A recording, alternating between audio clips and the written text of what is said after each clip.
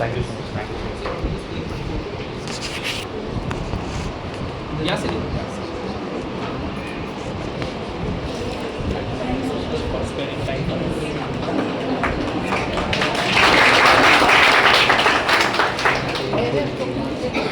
So, without wasting time, I now hand over the podium to Mr. Manjeet Singh. He will guide you about the career path and what shall be done after class 10. Thank you so much. Good morning parents. I guess जितना गर्मी और धूप है it feels like an afternoon, और इस गर्मी में भी हम लोग सब लोग इतना मेहनत करके 4th फ्लोर पे आए और सब लोग बैठे हैं। आई विल मेक श्योर कि आपने जितना भी एफर्ट्स यहाँ पे डाला है, जितना भी कैलोरी आपने बर्न किया है, that will be worth the white.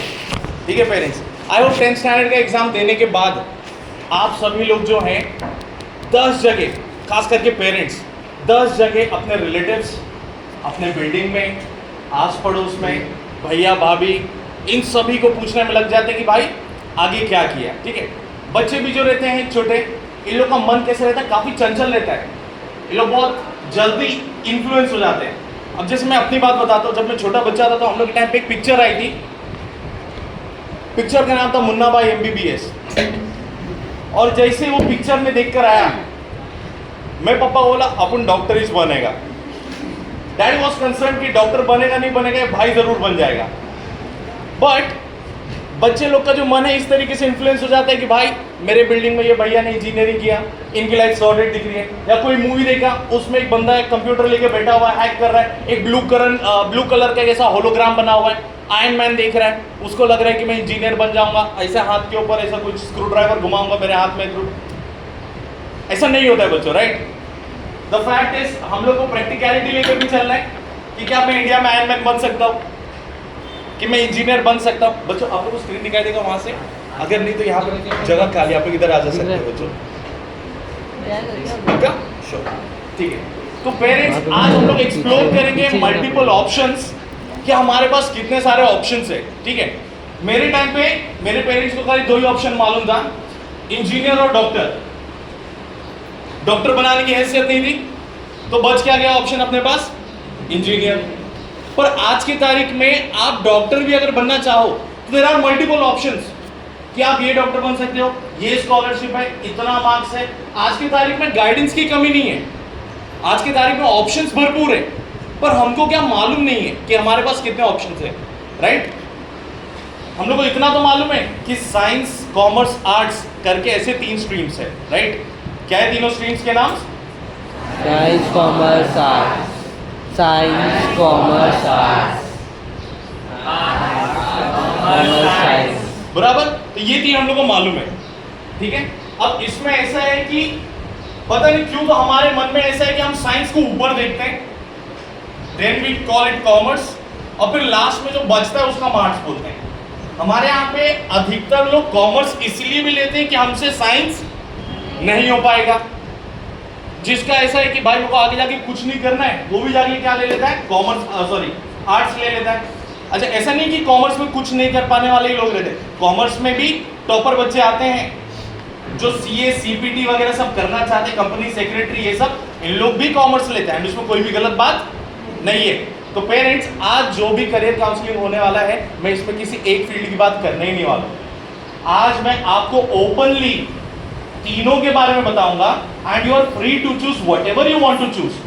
ठीक है, करियर काउंसलिंग में मोस्टली गलत चीज क्या होती है मैं आपको बता दूं पेरेंट्स।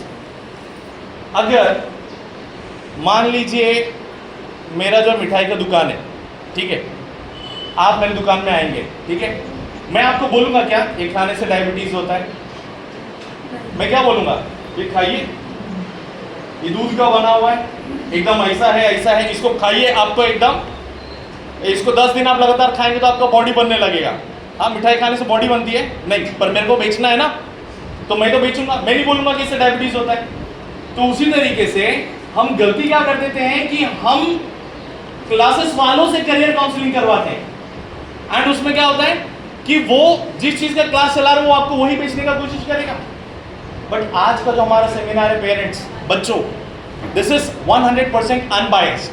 अनबायस्ड इज इट, अगर आप कॉमर्स लेना चाहते हो तो मैं कॉमर्स के बारे में बताऊंगा, अगर आप आर्ट्स लेना चाहते हो मैं आर्ट्स के बारे में बताऊंगा। साइंस कॉमर्स आर्ट्स के अलावा भी हमारे पास ऑप्शन है, ये भी मैं आपको बताऊंगा। Are we ready everyone? Yes. Parents सब लोग जोर से साथ में यस।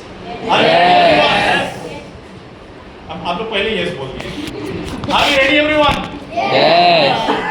ठीक है पेरेंट्स, तो आज का जो करियर काउंसलिंग है इसमें हम लोग शुरुआत करेंगे सबसे बड़े मेजॉरिटी करियर से, एंड धीरे धीरे धीरे धीरे धीरे धीरे करते हम लोग कौन से करियर ऑप्शंस हमारे पास अवेलेबल उसके ऊपर आएंगे। ठीक है, तो बच्चों जैसे कि मैंने बोला साइंस कॉमर्स आर्ट्स, तो यहाँ पे सबसे पहले मैं आपको एक बाइफर्केशन बताना चाहता हूँ कि अगर आप 11th-12th में साइंस लेते हो तो आप 12th के बाद साइंस में भी रह सकते हो, कॉमर्स में भी आ सकते हो, आर्ट्स में भी जा सकते हो।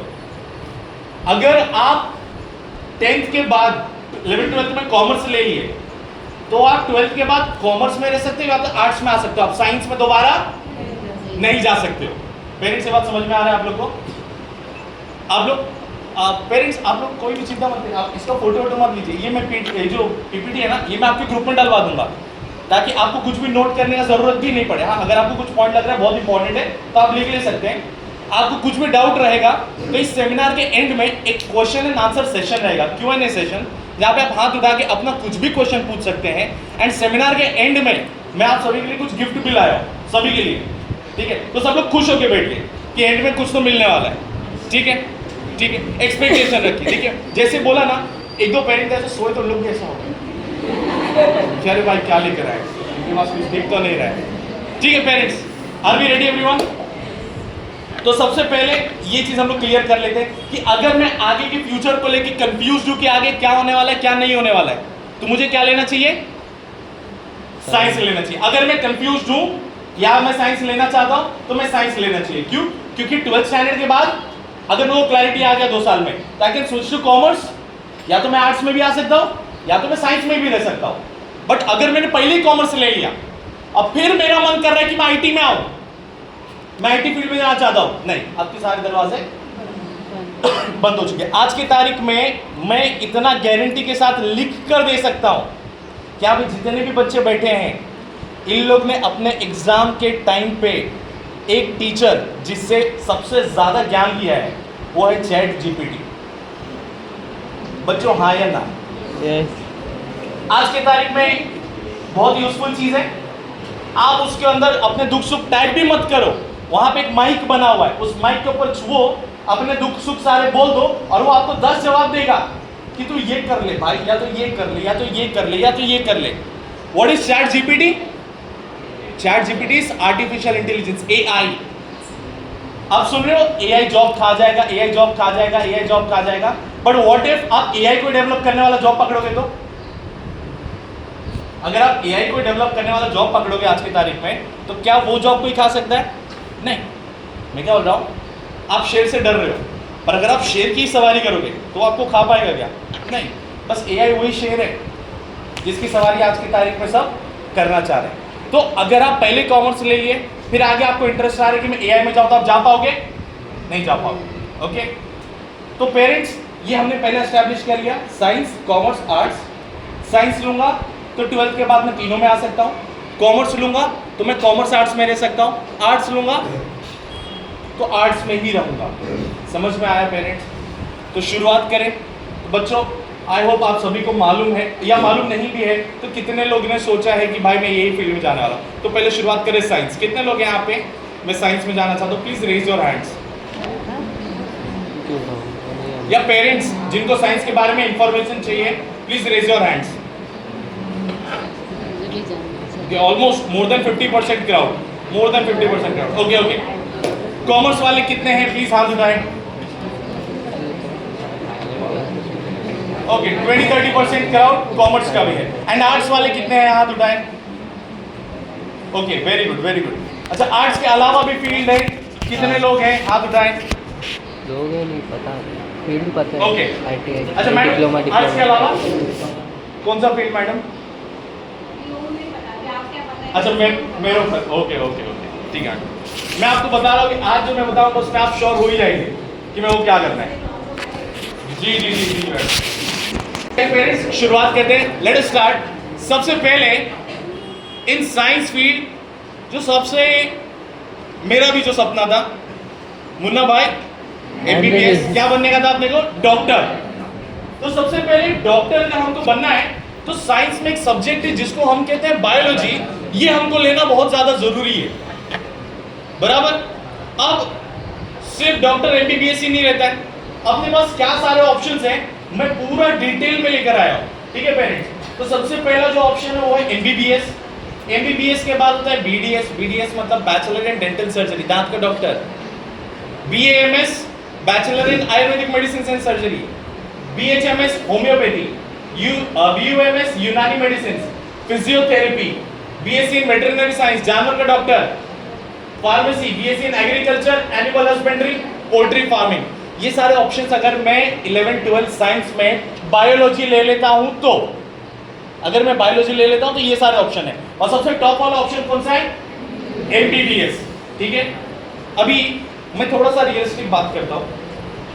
हम लोग नाला सुपारा में रह रहे हैं सब लोग, ठीक है, एंड हम लोग सब इस एरिया में रह रहे हैं। मैं खुद भी इधर ही रहता हूं, मैं कोई शेख नहीं हूं दुबई का, ठीक है, मेरे पास करोड़ों रुपए पड़े हुए नहीं है। रियलिस्टिकली बात कर रहा हूं, अगर एक नीट करके एग्जाम होता है, नीट में अगर मेरे ढंग के नंबर नहीं आ रहे हैं 98 परसेंटाइल के ऊपर, अगर मैं टॉप 2% में इंडिया में नहीं हूं तो मुझे MBBS करने के लिए डोनेशन भरना पड़ेगा, हाँ डोनेशन भरना पड़ेगा।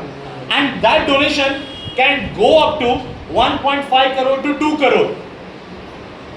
आप लोगों के पास पड़ा हुआ है क्या, आप लोगों के पास पड़ा हुआ है, पैसा पड़ा हुआ है? मेरे पास तो नहीं है भाई। अगर मेरे माँ बाप पढ़ाना भी चाहेंगे तो शायद कुछ ऐसा करना पड़ेगा कि घर भर बेच के लोन भी ले लूं, तब जाके डोनेशन में पूरा नहीं कर पाऊंगा। और MBBS का सपना मतलब आधे से ज्यादा लोग का इसके लिए खत्म हो जाता है कि हम लोग प्राइवेट तो MBBS इतना डोनेशन भर के हम नहीं कर पाएंगे, पहली बात। दूसरा, मान लीजिए मैं मेहनत करके नीट क्रैक किया, मैं टॉप 2% में आता हूं, उसके बाद क्या सर, आप टॉप 2% में आने के बाद आपका जो डोनेशन है वो कैंसिल हो जाता है। गवर्नमेंट कॉलेज में फीस भी जो है 1 लाख से 2 लाख पर ईयर रहता है। आप कम से कम 7 से 8 या 10 लाख के अंदर अपना MBBS करके निकल जा सकते हो, एंड दैट इज पॉसिबल। और उतना हम लोग अफोर्ड कर सकते हैं, उतना हमारे कैपेबिलिटी में है। पर उसके लिए मेरे को नीट क्लियर करना जरूरी है। इसके लिए तो बच्चा नीट का एग्जाम देने के बाद क्लियर नहीं होता है तो क्या करता है, ड्रॉप लेता है। आप सुने 2-2, 3-3 साल बच्चे बैठ के नीट का एग्जाम रिपीट कर रहे। क्यों कर रहे? क्योंकि करोड़ों रुपया किसी के पास खैरात में पड़ा हुआ नहीं है। सबको किसके ऊपर, मेरिट के ऊपर ही घुसना है। तो MBBS क्या है, बहुत टफ एग्जाम है, उसके अंदर एडमिशन मिल पाना बहुत डिफिकल्ट है।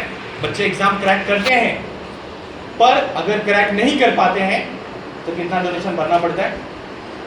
तो सर उसके अलावा कुछ ऑप्शन है क्या हमारे पास, कुछ उसके अलावा हम कर सकते हैं? आप कर सकते हो, आप BDS कर सकते हो। इसके बाद क्या आता है, BDS आता है। BDS का कट ऑफ MBBS की कट ऑफ से कम रहता है। अगर आपका MBBS में नहीं हो रहा तो आपका BDS में हो सकता है। अगर आपका स्कोर मान लीजिए 450-400 के रेंज में है तो भी आपको bachelor in dental surgery government colleges जो हैं, जो मुंबई में केम हॉस्पिटल है, फिर नायर हॉस्पिटल है, यहाँ से, और वहाँ पे गवर्नमेंट कॉलेज की भी फीस जो है मात्र 50 से 60 हज़ार प्रति साल लगेगी। और इसमें आपका BDS में एडमिशन हो जाएगा। इसके बाद आप क्या कर सकते हो, आप गवर्नमेंट हॉस्पिटल्स में एज डेंटिस्ट काम कर सकते हो, या तो आप अपना खुद का क्लिनिक कहीं पे डाल सकते हो।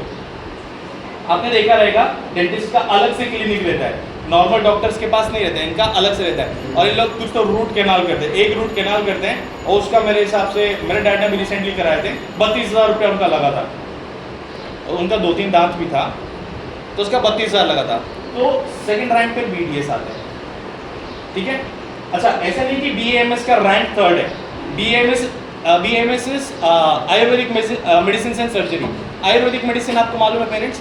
अभी देखिए क्या होता है कि जो डॉक्टर बीमारियों को ठीक करने के लिए आयुर्वेदिक मेडिसिन का इस्तेमाल करता है उसको क्या बोलते हैं, BAMS डॉक्टर। जो होम्योपैथी यूज करता है उसको बोलते हैं BHMS।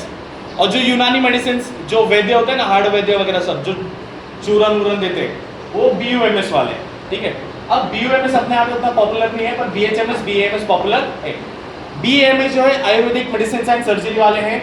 जो MBBS वाले जो 4 मेजर सर्जरी है, दिमाग का, दिल का, किडनी का और हड्डियों का, ये 4 सर्जरी छोड़ के बाकी सारे सर्जरी BAMS वाला डॉक्टर भी कर सकता है, ठीक है।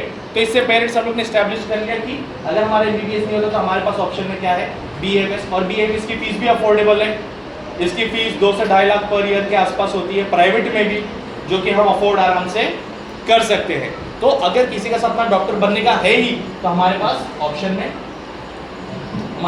में क्या क्या है पेरेंट्स, MBBS है, सेकंड क्या है BDS है, फिर क्या है BAMS और BHMS है। अच्छा, इसके अलावा क्रिकेट आप लोग सभी लोग देखते हैं, पता है क्रिकेट खेलते खेलते अचानक से एक प्लेयर जो है जख्मी हो जाता है, तो भाग के एक आदमी बैग लेके हाफ पैंट पहन के भाग के आता है, स्प्रे लेके आता है, स्प्रे मारता है, हाथ पैर ऊपर नीचे करता है, वो कौन रहता है, फिजियोथेरेपिस्ट रहता है, जिसको हम फिजियो बोलते हैं ना, फिजियोथेरेपिस्ट रहता है। आज की तारीख में बहुत सारी बीमारियों का इलाज फिजियोथेरेपिस्ट करते हैं। पेरेंट्स आए आप लोगों को फिजियोथेरेपिस्ट मालूम है, मेरे को मालूम है, मेरे डैड को भी फिजियोथेरेपिस्ट पसंद नहीं है। उनको क्या लगता है ना कि फिजियोथेरेपिस्ट लोग टाइम पास करते हैं, लोग खाली एक्सरसाइज कराते हैं, तो पहले दिन जाके सीख कर आते हैं, बाकी फिर घर पे मम्मी को बोलते कि ऐसा करते थे, उसका उसने 400 रुपया लिया। पर फिजियोथेरेपिस्ट ऐसे डॉक्टर रहते हैं, ठीक है। अभी मैं मेरे डैड को तो नहीं समझा सकता, पर फिजियोथेरेपी का कितना स्कोप है आप लोगों को मालूम है। आज की तारीख में अपने नालासोपारा में पहले, आज से 10 साल पहले अगर मैं देखूँ तो 1 या 2 ही फिजियोथेरेपिस्ट मुश्किल से लोगों को मालूम था, पर आज की तारीख में कितने सारे फिजियोथेरेपिस्ट हैं आपको खुद को मालूम है, ठीक है। तो आप बैचलर इन फिजियोथेरेपी कर सकते हैं। इसके अलावा जानवर के भी डॉक्टर हैं, जिसको बोलते हैं BSc वेटरनरी साइंस। आप फार्मासिस्ट बन सकते हैं। फार्मासिस्ट मतलब फार्मेसी में भी 2 ऑप्शन है, जो दवाइयाँ बनाते हैं, जो मैन्युफैक्चर करते हैं। तो जो मैन्युफैक्चर करते हैं, दवाइयाँ बनाते हैं, दैट इज B फार्म, और उसको कैसे बेचना है, कैसे स्टॉक करना है, that is D pharm, diploma. तो बैचलर बड़ा भाई है, डिप्लोमा छोटा भाई है। डिप्लोमा 2 ही साल का कोर्स है, बैचलर 4 साल का कोर्स है। आप डिप्लोमा करके भी बैचलर कर सकते हो, आप 11th-12th करके भी बैचलर कर सकते हो, बस क्या सजेस्टेड है डिप्लोमा करना आपके ऊपर है। आप डिप्लोमा भी करना चाहो तो कर सकते हो, 11th-12th साइंस करके भी आप बैचलर कर सकते हो। Last is BSc in agriculture, animal husbandry and poultry farming. Parents आप लोग को शायद नहीं मालूम रहेगा, बट आप सभी लोग खाना तो खाते हैं ना, खाना खाते हैं ना सब लोग, अनाज आता है ना घर पे, आटा आता है, ये सब उग जाते हैं ना, एग्रीकल्चर होता ही है, राइट। एक समय हुआ करता था जब ये सब करने के लिए, सब मेरे दादा परदादा लोग बिना पढ़े लिखे किए एग्रीकल्चर, अब इसकी पढ़ाई हो रही है। आपने एक वर्ड सुना रहेगा दूरदर्शन के ऊपर, कृषि वैज्ञानिक। क्या आज की तारीख में इस मिट्टी में, कौन से मिट्टी में कितना खाद लगेगा, कौन सा पेस्टिसाइड, क्या ये सब की पढ़ाई होती है, इसको कहते हैं BSc इन एग्रीकल्चर। दूसरा है BSc इन एनिमल हस्बेंड्री। पिछले टाइम में तबेला हुआ करता था, लोग गाय बैल से तो नहीं, गाय भैंस पालते थे और काफी सारा दूध निकालते थे, एंड वहां से फिर बाद में सब ये सब होता था, क्या बोलते हैं, मक्खन पनीर ये सब बनता था। आज की तारीख में उसकी भी पढ़ाई होती है, क्योंकि अगर मान लीजिए मेरी बहुत बड़ी कंपनी जिसका नाम अमूल है, और अगर मैं किसी को रखना चाह रहा हूँ कि आप सुपरवाइजर आइए एंड आप यहाँ पे एक मिल्क प्रोडक्शन को हैंडल करिए, तो मैं किसी तबेले के भैया को मैं नहीं रख सकता हूँ ना, मेरे को क्या करना पड़ेगा, इस पोस्ट में अगर मैं अच्छी सैलरी दे रहा हूँ तो मैं चाहूंगा ना कि कुछ क्वालिफिकेशन हो, और वो क्वालिफिकेशन क्या है, BSc in animal husbandry. Same goes for poultry farming. Poultry farming मतलब चिकन, मुर्गी, अंडा, ये वाली सब, ठीक है। तो पेरेंट्स की बायोलॉजी लेके आप ये सारे ऑप्शंस में जा सकते हैं। तो अब जो हम लोग ने डिस्कस किया, सबसे पहला ऑप्शन क्या था हमारा, डॉक्टर, जिसके अंदर हमने क्या क्या देखा, MBBS, BDS, BAMS, BHMS, BUMS, physiotherapist, ये सारे ऑप्शन है। पर इन सभी के लिए हमको कौन सा एग्जाम देना जरूरी है, नीट। कौन सा एग्जाम देना जरूरी है, नीट। समझ में आया? अगर ये एग्जाम आप नहीं दोगे तो आप डॉक्टर की फील्ड के लिए आप जा ही नहीं पाओगे, मतलब 12th करने के बाद आप डॉक्टर नहीं बन सकते हो, आपको पहला नीट क्लियर करना पड़ेगा। अच्छा, बहुत सारे पेरेंट्स के मन में ऐसा भी पर्सपेक्टिव रहता है कि 12th स्टैंडर्ड में 90% आना चाहिए, 100% आना चाहिए। आपको कोई नोबेल पुरस्कार नहीं मिलने वाला है, ना आपको भारत रत्न मिलने वाला है 12th स्टैंडर्ड में 90% लाने के लिए। आप 12th नीट का जो मेडिकल कॉलेज है ना, आपका मेडिकल कॉलेज ये कहता है कि आप 12वीं में 51% के ऊपर रहिए, उसके बाद हम आपका कौन सा मार्क्स देखेंगे, नीट का मार्क्स देखेंगे। तो जो भी पेरेंट्स साइंस वाले हैं जो अपने बच्चे के ऊपर 12th स्टैंडर्ड में परसेंट लाने के लिए दबाव डालते हैं, मैं आपको बोलता हूँ 12th स्टैंडर्ड के मार्क्स से कोई भी तीर नहीं लगने वाला है। तीर किससे लगने वाला है, नीट के एंट्रेंस एग्जाम से। मैं अभी से आपको बता रहा हूँ, अपने बच्चों को 12th स्टैंडर्ड के एग्जाम के मार्क्स के ऊपर पीछे पड़ना बंद करिए, क्योंकि अगर 12th में अच्छा मार्क्स लेकर आ जाएगा तो क्या रह जाएगा, नीट रह जाएगा, जो जरूरी है। क्योंकि मेडिकल कॉलेज में क्या बोल रहा है, मेरे को आपके 12वीं के मार्क्स से कोई लेना देना नहीं है, उसमें खाली 51% के ऊपर रहो, बाकी मैं तुम्हारा मार्क्स किसका देखने वाला हूं, नीट का। तो हमारा फोकस क्या होना चाहिए, NEET. Okay, next is parents pharmacy. Pharmacy भी एक प्रोफेशनल कोर्स है जिसमें बैचलर इन फार्मेसी एक ऑप्शन है, दूसरा है डिप्लोमा इन फार्मेसी जिसको होते हैं D pharma. Are the options if you wish to pursue your career in pharmaceuticals. अगर आप दवाइयों के इसमें करना चाहते हैं तो आप इसमें आ सकते हैं। आप बड़ी बड़ी एमएनसीज मल्टीनेशनल कंपनीज में इसमें जॉब मिलता है, जैसे कि जॉनसन एंड जॉनसन, फिर अभी पता है कोविड के टाइम पे फाइजर करके एक कंपनी बहुत फेमस था, ये सब फार्मास्यूटिकल कंपनीज है, सन फार्मा, ये सब बड़ी बड़ी फार्मा की कंपनियां हैं। अगर आप इसमें जॉब करना चाहते हैं तो बी फार्म डी फार्म करना आपके लिए फायदेमंद है। उसके बाद आप इसमें मास्टर भी कर सकते हैं जिसको एम फार्मा बोलते हैं, masters in pharmaceuticals. Next bachelor in professional courses, जो मैंने आपको बताया, BSc in agriculture, animal husbandry, poultry farming, fishing are very underrated courses. Lately the demand in the sector is at urge. ये सब पहले उतना फेमस नहीं था, पर अब ये सब धीरे धीरे फेमस हो रहा है, ठीक है, क्योंकि गवर्नमेंट सेक्टर में बहुत सारी जॉब्स आती है और हमको पता ही नहीं है कि यहाँ पे जॉब्स है। तो इन जॉब्स में अगर आप अप्लाई करना चाहते हैं तो आपको BSc in agriculture, animal husbandry, poultry farming, ये सब आपको करना रहेगा। नेक्स्ट, ये हम लोग ने पेरेंट्स देख लिया बायोलॉजी के बारे में। अब जो सबसे मेन फील्ड है, जो सबसे इंपॉर्टेंट है, आप समझिए कि अभी जो मैं बताने वाला हूं ना, वो इस पूरे सेमिनार का निचोड़ है।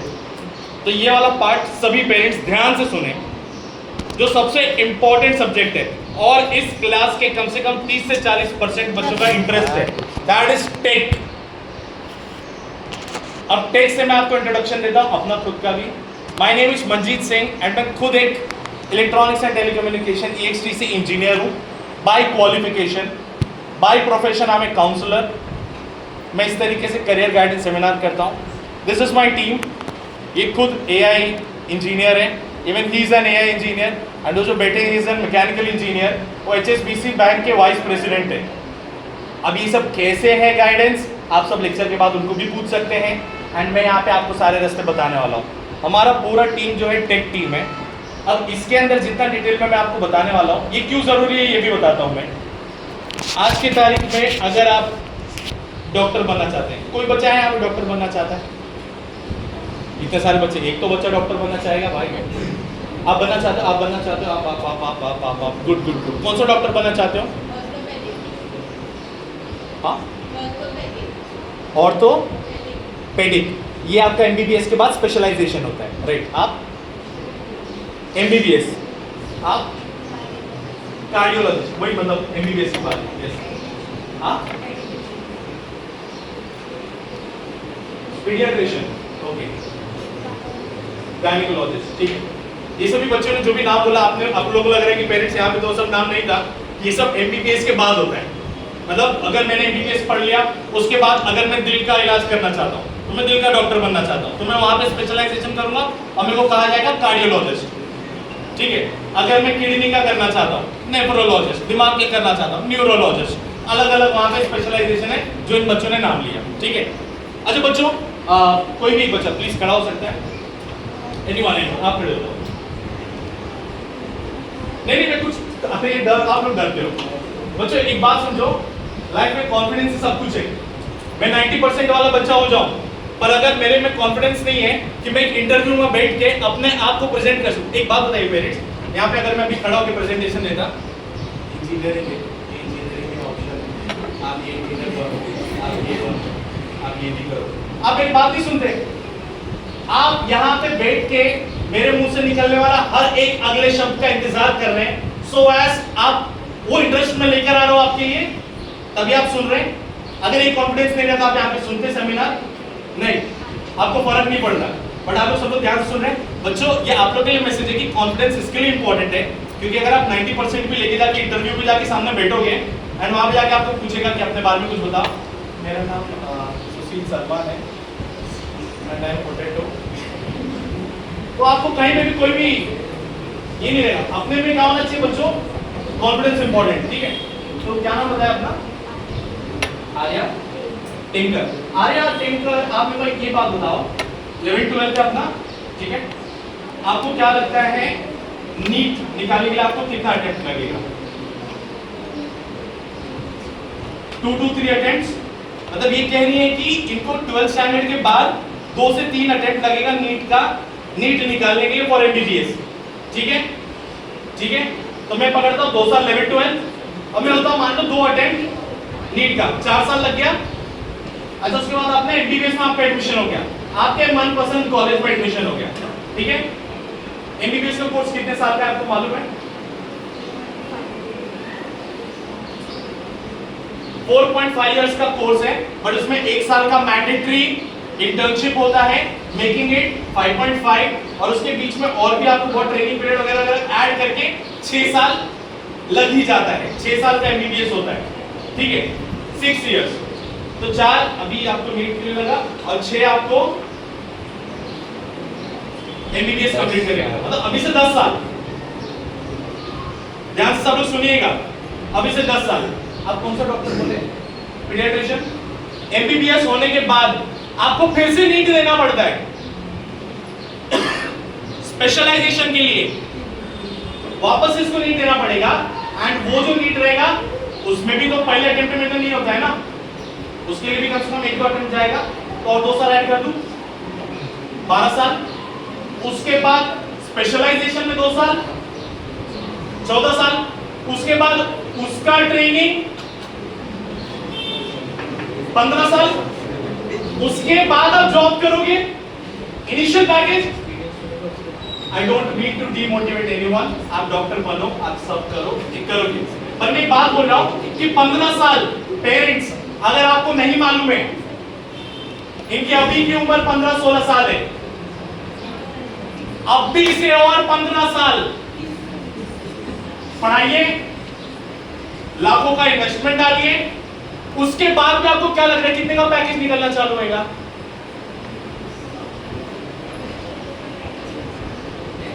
आपको क्या लग रहा है उसके बाद भी कितने का पैकेज निकलना चालू होगा? लाख रुपया पर मंथ तुरंत निकलेगा। आज अपने आसपास भी पीडियाट्रिशियन लोग हैं, गायनेकोलॉजिस्ट हैं, ठीक है, वो लोग एक्सपीरियंस होने के बाद शायद अभी महीने का 2-3 लाख रुपया निकालते रहेंगे, पर स्टार्टिंग पैकेज उनका भी 2-3 लाख तो नहीं होगा ना। ठीक है, thank you so much Arya, thank you so much, please आप सी। तो पेरेंट्स, ये रियलिटी है किसका? मेडिकल फील्ड का। I don't mean to demotivate anyone, आप डॉक्टर बनना चाहते हो बनोगे, 15 साल पर मैं आपको खाली बता रहा हूं कि इतना हमको संघर्ष है और वो हमको अभी से मेंटली प्रिपेयर्ड रहना पड़ेगा। डॉक्टर्स रेडी है सब लोग? इतना संघर्ष है लाइफ में और करना पड़ेगा। अगर ये जो आज डॉक्टर बने लोग ऐसे रिस्पेक्टेबल नहीं है, ये लोग ने अपने लाइफ का इतना टाइम इस पढ़ाई में डाला है, झोंका है इसके लिए। आईटी में क्या है? आईटी में क्या है कि ये पेड़ हमारे माँ बाप ने लगा दिया है, हमको जाके खाली फल तोड़ना है। कैसे? अब ध्यान से समझिए पेरेंट्स, 11वीं 12वीं करेगा, जेई निकालने का ऐसा कोई क्राइटेरिया नहीं है। जेई में मार्क्स आए कि नहीं आए, इंजीनियरिंग कॉलेज का सीट आपके लिए है ही, 110 तक का है ही।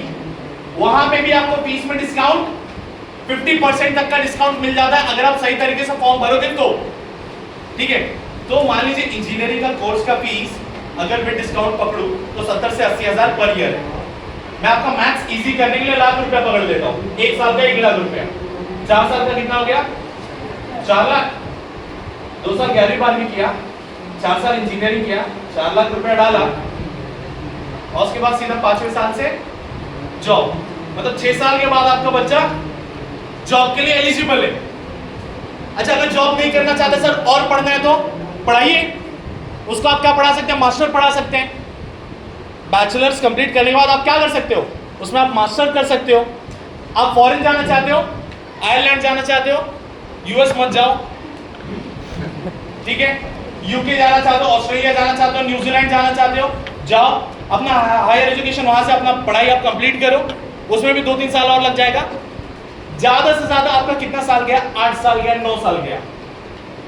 पर आपकी पैकेज उसके बाद कितने रहने वाले आपको अंदाजा है क्या? चलो मैं एकदम सिंपल से सिंपल एग्जांपल लेता हूं कि मान लीजिए आपका बच्चा 11th 12th में इधर ही पढ़ा, मैथ सब्जेक्ट लेकर इंजीनियरिंग में जाना है, टेक फील्ड में जाना है, ठीक है। यहाँ पे इंजीनियरिंग वाले कितने बच्चे, जरा पहले हाथ उठा दो, लेट मी सी। टेक फील्ड या AI, BSc IT, BSc CS, कितने हाथ उठा, हैंड स्ट्रेट अप। ओके, ठीक है, ठीक है। पेरेंट्स ध्यान दीजिएगा, बीच में जुड़ा करो। 11th 12th में हम क्या कर सकते हैं, नॉर्मल मान लीजिए 70-80% आया, जेईसीटी का एग्जाम दिया, उसमें कुछ परसेंटाइल आया, मान लीजिए वर्तक कॉलेज में मेरा एडमिशन हो गया इंजीनियरिंग का, वर्तक कॉलेज से अपना 4 साल पढ़ाई किया, 4 साल पढ़ाई कंप्लीट करने के बाद यानी आज से 6 साल बाद किसी कंपनी में जॉब पे लग गया, ठीक है। इनिशियल पैकेज मान लीजिए उस समय पे उसको कम से कम 5 से 6 लाख पर ईयर का उसको पैकेज मिलेगा, which is about 40-50,000 per month, 40-50 हज़ार पर मंथ की उसको सैलरी पे जॉब मिलेगा। पर अगर वो उसी फील्ड में डट के 4 या 5 साल लगा रहा तो वही 6 लाख की पैकेज बढ़ बढ़ के 18 से 20 लाख पे आ जाएगी in the span of 4 to 5 to 6 years, जो कि आज के तारीख में बहुत इजी, कन्वीनियंट और स्किल बेस्ड है। मतलब आप जितना मेहनती हो आपको उसके हिसाब से पैकेज उसमें मिलता है। तो ये बेसिक डिफरेंस है टेक में और मेडिकल में कि इसमें ज़्यादा बच्चे क्यों जाते हैं। समझ में आ रहा है पेरेंट्स? आजकल अगर आप देखेंगे तो मेडिकल फील्ड में भी एआई है। आप लोग वो रोबोट वाले मशीन्स देख रहे हैं जो हार्ट का सर्जरी कर रहा है, उसमें बहुत छोटे छोटे कांटे हैं, वो ऐसा कट करता है, किशमिश को कट करता है, खोलता है, उसके अंदर से बीज निकालता है, उसको वापस से बंद कर देता है। आपने देखा है वो वीडियोस? देखा है? नहीं देखा है बच्चों? है, आपने वीडियो देखा नहीं है पर वीडियो है, ठीक है। आप देख सकते हैं आज की तारीख में एआई किस तरीके से एडवांस कर रहा है। तो अब मैं बात करने वाला हूँ इंजीनियरिंग फील्ड में, जो कि सबसे ज़्यादा इंपॉर्टेंट फील्ड है। इंजीनियरिंग में कितने टाइप की इंजीनियरिंग है ये खाली अगर आप पढ़ेंगे तो पहले computer science engineering, IT, artificial intelligence, data science, artificial intelligence and machine learning, data structure engineering, electronics and telecommunication, mechanical engineering, civil engineering, mechatronics, mechanical और इलेक्ट्रॉनिक्स को मिला के जो नया ब्रांच बनाया है जिसको हम रोबोटिक्स भी बोलते हैं। Mechatronics engineering, electronics, electrical, chemical, biotechnology, marine, aeronautical, IoT, ये सारे जितने भी टाइप की इंजीनियरिंग है, जितना मुझे याद है मैंने इसके अंदर डाल दिए। हर साल 3-4 फील्ड और नए जुड़ते जा रहे हैं, 3-4 फील्ड नए जुड़ते जा रहे हैं। तो पेरेंट्स आप मेंटली इतना प्रिपेयर्ड रहो कि आज से कम 6 साल बाद जब तक आपका बच्चा निकलेगा इस फील्ड में काफी सारे अपॉर्चुनिटीज होंगे, ठीक है। नेक्स्ट, मान लीजिए अगर आप इंजीनियरिंग नहीं करना चाहते हैं और आपने मैथ्स लेके पढ़ाई की 11th 12th में, तो उसके अलावा आपके पास क्या क्या ऑप्शंस है? तो आप एप्लीकेशन बेस्ड कोर्सेज भी कर सकते हैं, जहां पे आप कर सकते हैं BCA प्लस MCA। किसी को यहाँ पे पता है BCA क्या है?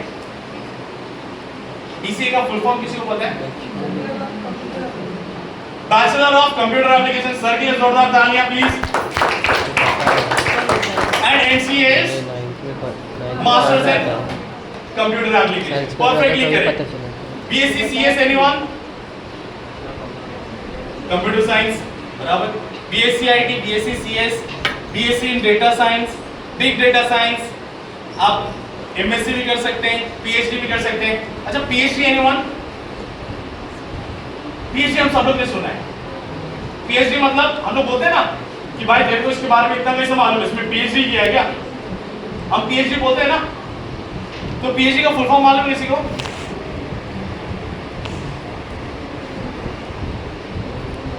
Doctorate of philosophy. Doctorate of philosophy मतलब आप किसी उस चीज में एकदम पारंगत विद्वान हैं, ठीक है, इसको बोलते हैं हम PhD। नेक्स्ट ऑप्शन, अगर आप मैथ्स लेके पढ़ते हैं तो आप bachelor in animation and VFX जा सकते हैं। एनिमेशन VFX तो मालूम है ना? VFX का फुल फॉर्म मालूम है किसी को? VFX stands for visual effects. V से होता है विजुअल और effects word sounds like effects, तो विजुअल इफेक्ट्स। समझ में आया? तो bachelor in animation and VFX। आपने एवेंजर पिक्चर देखा रहेगा या आपने साउथ इंडियन मूवीज देखे क्या? उसके अंदर वैसा लात मारता है तो आदमी ऐसा उड़ के ऐसा जाता है 3-4 बार। मैं भी बचपन में ट्राई किया था, जब मेरे को नहीं मालूम था कि बैचलर इन एनिमेशन VFX भी एक चीज़ है, तब मैं मेरे भाई को मार के ट्राई करता था, बट वो उड़ता नहीं था। तो मैं और जोर से भी मार रहा हूँ, पर फिर मेरी मॉम नाराज हो जाती थी। बट फिर बहुत टाइम के बाद मालूम पड़ा कि ये सब VFX होता है, मतलब कंप्यूटर से उन लोग ऐसे बच्चे को उड़ा देते हैं, वो एक्चुअल में नहीं उड़ता है। तो आप इसमें भी जॉब अगर करना चाहते हो तो रास्ता आपके लिए क्या है, साइंस ही है। आगे वेब डेवलपमेंट, ऐप डेवलपमेंट। अच्छा पेरेंट्स, आप लोग वेबसाइट तो सभी को मालूम होगा वेबसाइट क्या होता है। अगर मान लीजिए आप सेंट एंथनी के बारे में अगर आप पता करना चाहते हैं, ठीक है, तो आप या तो उसके इंस्टाग्राम पेज पे आओगे या तो गूगल पे सर्च करोगे कि सेंट एंथनी क्या है। आप सर्च किए सेंट एंथनी, फिर वहाँ पे सेंट एंथनी का वेबसाइट आएगा। आप वो वेबसाइट के लिंक के ऊपर क्लिक करते हो तो आप एक पेज पे आते हो जहाँ पे सेंट एंथनी का फोटो रहेगा, स्कूल ऐसा दिखता है, यहाँ पे ये टीचर है, यहाँ पे ये मैनेजमेंट है, यहाँ पे ये कोर्सेस है, अरे यहाँ पे इतने सारे बच्चे जाते हैं, अच्छा वहाँ के पेरेंट्स का ये फीडबैक है कि वहाँ पे ये सब करवाया जाता है। तो वेबसाइट बेसिकली आपकी कंपनी के बारे में एक उसका इमेज क्या है वो इंटरनेट पे आप देख सकते हैं। तो web development, app development. App भी आप लोगों को मालूम होगा, व्हाट्सएप मालूम है पेरेंट्स आप लोगों को, एक हरा रंग का ऐसा बटन रहता है, उसमें आप दबाइए फिर उसमें सबका नाम आ जाता है। उसमें आपको जिससे बात करना है आप उस पर बात कर सकते हैं, चैट कर सकते हैं, वीडियो कॉल कर सकते हैं, कॉल कर सकते हैं। ये सब क्या है, ये सब एक एप्लीकेशन है। एप्लीकेशन के शॉर्ट वर्ड का हम क्या होते हैं, ऐप। तो ऐप डेवलपमेंट या वेब डेवलपमेंट आपको करना है तो भी रास्ता क्या है, मैथ्स। इसके बाद फुल स्टैक डेवलपर, MSc इन AI, MSc इन CS, एथिकल हैकर। हैकर मालूम है पेरेंट्स आपको, हैकर मालूम है आपको। अभी मैं आपको फोन करता हूं और मैं बोलता हूं कि आपके नंबर पे एक OTP आएगा, आप मेरे को OTP बताइए तुरंत, ठीक है। तो आप मेरे को क्या करेंगे, OTP बताएंगे, बराबर, क्योंकि मैं आपसे OTP मांग रहा हूं। हाँ क्या बोल रहे हो, OTP नहीं बताते हैं, मम्मी तुम्हारी नहीं बोल रही है, बच्चा OTP बता रहा है, मम्मी बोल रही है नहीं OTP नहीं बताना, बच्चा बोले हाँ बता, आप बोलेंगे तो दूंगा ना सर, आप सर हो। OTP आज की तारीख में OTP देते हैं क्या, क्यों नहीं देते हैं, सारा पैसा साफ हो जाएगा, ये आप समझ रहे हैं। इन लोग क्या रहते हैं, हैकर रहते हैं। क्या रहते हैं, हैकर। तो मैं आपको बता रहा हूं हैकर का कोर्स होता है। आजकल क्या पढ़ाई लिखाई करके ईमानदारी के रास्ते में पैसा कमाना बहुत मुश्किल है, तो हम लोग क्या बन सकते हैं, हैकर बनते हैं। फिर हम लोग क्या करने का, पैसा करने, बच्चों नहीं। This is ethical hacking. Ethical hacking is different. Now what is ethical hacking, मैं आपको समझाता हूं। मान लीजिए ये भाई साहब ने कल को नया अपना एक बैंक खोला, इसके बैंक में आप सभी ने अपना अपना पैसा जमा कराया। इसको चेक करना है कि मेरे बैंक का सिक्योरिटी सिस्टम जो है वो तगड़ा है कि नहीं। तो ये क्या करते हैं, ये मेरे पास आते हैं, मेरे को बोलते हैं कि मंजीत सर आप एक काम करिए, आप हमारे सिस्टम के अंदर हैक करके दिखाइए। मैं अपना कंप्यूटर लेके हैक करके दिखाता हूँ, ठीक है, कि क्या आपके सिस्टम के अंदर घुसना आसान है या मुश्किल है। अगर मैं हैक कर गया, इनके सिस्टम के अंदर घुस गया, मैं पैसा चोरी नहीं करूंगा, मैं इनके सिस्टम के अंदर घुस के दिखाने की कोशिश करूंगा कि क्या इसमें कोई कमी है। अगर मैं इनके सिस्टम में घुस गया मतलब इनका सिस्टम कमजोर है, और मैं इनको बताऊंगा कि आप ये चेंजेस करो और अपने सिस्टम को मजबूत बनाओ। तो मैंने जो काम किया वो एथिकल है। एथिकल मतलब सही, इसमें कोई गलत चीज इन्वॉल्व नहीं है। तो एथिकल हैकर मतलब अच्छा वाला हैकर। एथिकल हैकर मतलब अच्छा वाला हैकर जो आपके सिस्टम की कमजोरियां बताए और उसको इंप्रूव करने में मदद करे, ना कि एक्चुअल हैकिंग करे। ठीक है, ठीक है बच्चों, समझ में आ गया। Next is MSc in game design and development. आज के तारीख में सभी लोग गेम खेल रहे हैं। आप सभी को मालूम है कि गेमिंग जो इंडस्ट्री है आज से 5 या 6 साल पहले जितना नहीं था, कोविड के बाद से गेमिंग इंडस्ट्री बहुत तेजी से बढ़ा है। तो अगर आप गेमिंग में भी जाना चाहते हैं तो इसमें आप MSc कर सकते हैं। इसके अलावा इंडियन इंजीनियरिंग सर्विसेज IES, सरकारी नौकरी समझते हैं पेरेंट्स। सरकारी नौकरी में अपने पास क्या क्या ऑप्शन है। अगर हम इंडियन इंजीनियरिंग सर्विसेज करेंगे तो जाके पास हमारे पास मल्टीपल ऑप्शन है कि हम कहीं कहीं पे इंजीनियरिंग वाला जॉब कर सकते हैं। फॉर एग्जांपल अगर मैं रेलवे में जाता हूँ, ठीक है, रेलवे में जाने के बाद वहाँ पे पता एक मोटरमैन होता है, इलेक्ट्रिकल इंजीनियर होता है, इलेक्ट्रॉनिक्स इंजीनियर होता है, अलग अलग इंजीनियर होते हैं। ये सारे इंजीनियर कौन रहते हैं, इंडियन इंजीनियरिंग सर्विसेज वाले, ठीक है। इसके अलावा इंडियन रेलवेज। तो अगर आपने मैथ्स लिया तो हमारे पास कितने सारे ऑप्शंस अवेलेबल है पेरेंट्स। नेक्स्ट सर, ये तो हो गया जो आपने बताया साइंस में। सर साइंस के अलावा कॉमर्स में, आर्ट्स में क्या सारे ऑप्शंस हैं जरा बताएंगे? There are other professional courses जिसमें सबसे इंपॉर्टेंट है MBA. MBA stands for master in business administration. ये जो सर बैठे हमारे साथ, आकाश पांडे सर, इन्होंने एमबीए का एग्जाम दिया है। एमबीए का जो एग्जाम है जिसको बोलते हैं सीमैट, सीमैट में इस ऑल इंडिया रैंक 15, मतलब पूरे इंडिया में इनका रैंक जो था 15 था। ऑल इंडिया रैंक 15 के बाद जो अपने मुंबई का जो टॉप का एमबीए कॉलेज है, that is JBIMS, Jawaharlal Bajaj institute of management studies, उसमें फर्स्ट लिस्ट में उनका एडमिशन हो गया। वहां से निकलने के तुरंत बाद जो प्लेसमेंट, जो मैंने आप लोगों को बताया HSBC बैंक में वाइस प्रेसिडेंट है, तो वहां से वैसा जॉब लगा सीधा ना। इन्होंने किस चीज में किया था? इन्होंने किया था MBA in finance and marketing. अब पेरेंट्स ध्यान से सुनेगा, व्हाट इज MBA? कल को मैं एक कंपनी खोलता हूँ, बहुत बड़ी कंपनी, ठीक है।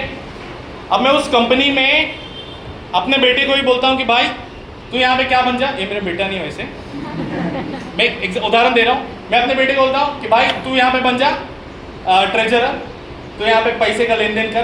दूसरे को बोल देता भाई तू एक काम कर, तू प्रोडक्ट बना। तीसरे को बोल देता हूँ कि तू सारा बेच। अब मैंने कंपनी खोला, करोड़ों रुपए इस कंपनी में डाला और अपने तीनों बच्चों को दिया और उन तीनों ने डुबा डाला, ठीक है। अभी अगर उसके बदले मैं कुछ ऐसा करता कि मैं एक कंपनी खोला, एक MBA इन फाइनेंस में से एक टॉप बच्चे को उठाया और उसको बोला कि तू मेरा फाइनेंस संभाल। एक MBA इन मार्केटिंग से बच्चा उठाया और उसको बोला तू मेरा मार्केटिंग संभाल। एक MBA का HR डिपार्टमेंट से एक बंदे को उठाया और बोला कि तू लोगों को हायर करके कंपनी में कौन कौन लोगों की ज़रूरत है। तो ये जो MBA वाले टॉपर्स हैं, इन लोग बराबर से प्रोफेशनली काम करेंगे कि मैं अपने बच्चे लोग के हाथ में कंपनी डुबाने देती बराबर। तो कंपनी को चलाने का काम कौन करते हैं? ये सभी MBA ग्रेजुएट्स करते हैं। और MBA ये सब अलग अलग फील्ड में होता है, finance, marketing, HR, business analytics, general management, operational management, accounting, technology management and many more. एक कंपनी के अंदर जितने एलिमेंट्स होते हैं, सभी एलिमेंट्स में आप क्या कर सकते हो? MBA कर सकते हो। MBA करने के लिए क्या करते हैं? आपको कोई भी एक डिग्री करना है, कोई भी एक डिग्री करना है आपको। आप BBA करके भी MBA कर सकते हो, आप BCom करके भी MBA कर सकते हो, आप इंजीनियरिंग करके भी MBA कर सकते हो। पर आप एक बात बताइए, अगर मेरी कंपनी है, मैंने MBA वालों को बुलाया, मैं प्रेफरेंस किसको दूंगा? जो BCom या BBA करके MBA किया उसको दूंगा कि जो इंजीनियरिंग करके MBA किया उसको दूंगा? क्यों इंजीनियरिंग वालों को? ज्यादा एजुकेटेड, ज्यादा एक्सपीरियंस है। अब मैं एक उदाहरण देता हूं एजुकेटेड एक्सपीरियंस के अलावा। पेरेंट्स, आप लोग पेंसिल यूज करते हैं? सब लोग पेंसिल आप लोग यूज करते हैं? अच्छा पेरेंट्स, आपके पेरेंट्स ने जब पेंसिल यूज किया ना, तो वो सिर्फ ब्लैक कलर का लेड आता था, उसके अराउंड वो लकड़ा नहीं आता था, वो ब्लैक कलर का लेड आता था पूरा, जब आपके पेरेंट्स ने यूज किया था।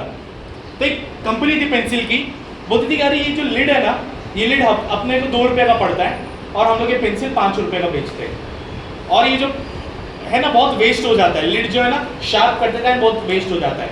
तो अगर मेरे को इसमें प्रॉफिट बढ़ाना है तो मैं क्या करूँ? तो एक कॉमर्स वाला आदमी था, कॉमर्स वाला बोला सर सिंपल है, 2 रुपए का आ रहा है ना, आप 5 रुपए का बेचो, आप 10 रुपए का बेचो, आपका प्रॉफिट बढ़ के 3 रुपए से 8 रुपया हो जाएगा। MBA वाला बोला अरे वाह अच्छा आइडिया। साइंस वाले को पूछा कि क्या करूँ? तो सर आप एक काम करो, आप ये जो पेंसिल है इसमें लिड तो खाली लिखने का काम करता है ना, शार्प करते टाइम बाकी पूरा पेंसिल क्यों वेस्ट कर रहे हो? आसपास लकड़ा लगा दो, लकड़ा सस्ते में भी आएगा। उसने पेंसिल का कॉस्ट को 8 आना कर दिया और बोले पेंसिल का कॉस्ट को 5 ही रुपया रखो। इसने बेसिकली क्या किया? कॉस्ट ऑफ प्रोडक्शन को 2 रुपए से 8 आने पे लेकर आ गया। 8 आना मतलब हाफ रुपीस। यहाँ पे उसने प्रॉफिट मार्जिन बढ़ा दिया, वहां पे उसने क्या आइडिया दिया? कॉस्ट बढ़ा दो। कॉस्ट बढ़ाने से सेल्स गिर जाते, कोई 10 रुपये वाली पेंसिल खरीदेगा। पर अगर पेंसिल का कॉस्ट 5 ही रुपया है, पर अगर मेरा प्रोडक्शन कॉस्ट कम हो गया तो मैं किसको हायर करूंगा? इंजीनियर को हायर करूंगा कि मैं BCom BBA वाले को हायर करूंगा? इंजीनियर को। तो इंजीनियर को ज़्यादा प्रेफरेंस रहता है। Even is an mechanical engineer, mechanical engineering के बाद उन्होंने MBA करने के बाद फिर जाके HSBC वाइस बैंक में एज वाइस प्रेसिडेंट वहाँ पे लगे। ठीक है, नेक्स्ट। आप गवर्नमेंट जॉब्स के लिए जा सकते हैं। यहाँ पे बहुत सारे ऑप्शन है, IAS IPS officer, public sector banks, SSC, job in Indian railways, DRDO। Parents आपको DRDO मालूम है क्या है? DRDO मालूम है आप लोगों को क्या है? बच्चों आपको मालूम है DRDO क्या है?